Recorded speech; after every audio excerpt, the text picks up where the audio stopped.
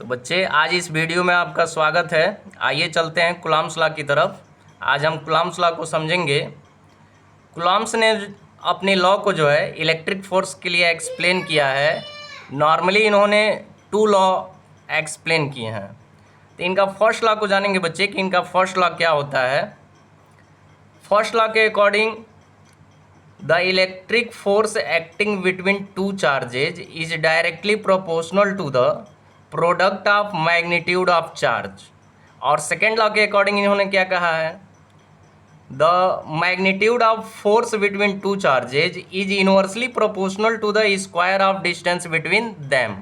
Normally इसको हमने यहाँ पे राइट भी कर दिया है, it is the first law and it is the second law.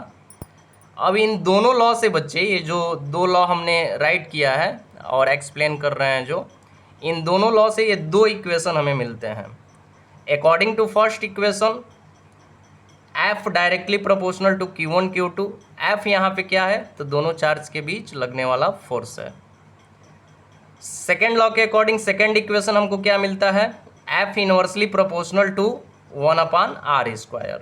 ठीक है, इस सेकेंड लॉ से मिल रहा है। तो यह दोनों इक्वेशन को हम करते क्या है, अब कंबाइन कर देते हैं।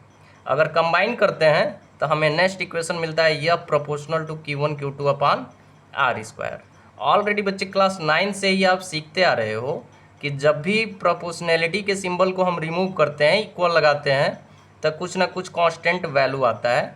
ठीक है, अलग अलग प्रोपोर्शनैलिटी के लिए अलग अलग कांस्टेंट वैल्यू होती है। यहाँ पे जो कांस्टेंट का हम यूज कर रहे हैं के को हम पढ़ते क्या हैं, तो के को इलेक्ट्रोस्टैटिक फोर्स कांस्टेंट पढ़ते हैं बच्चे।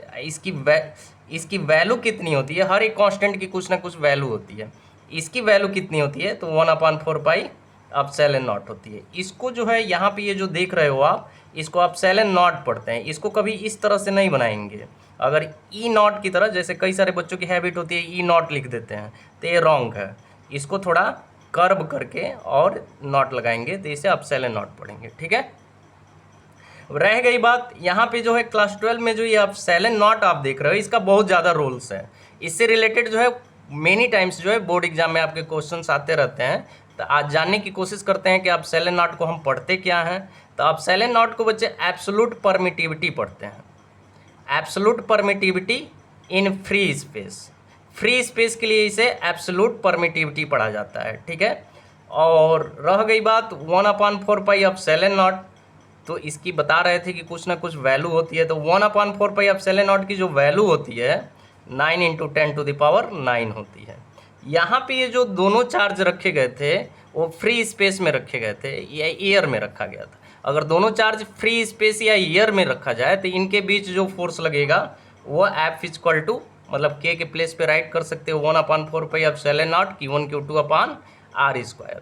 बाई चांस अगर मान लो कि दोनों चार्जेज जो हैं किसी मीडियम में रखे हैं, तो उसके लिए हम कैसे फोर्स डिटरमाइन करेंगे।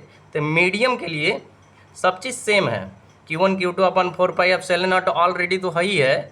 इसके साथ ही साथ हमने यहाँ पे εr लिखा है। इस εr को हम पढ़ेंगे क्या, εr को रिलेटिव परमिटिविटी पढ़ते हैं। r का मतलब रिलेटिव, εr का मतलब permittivity, relative permittivity of a medium.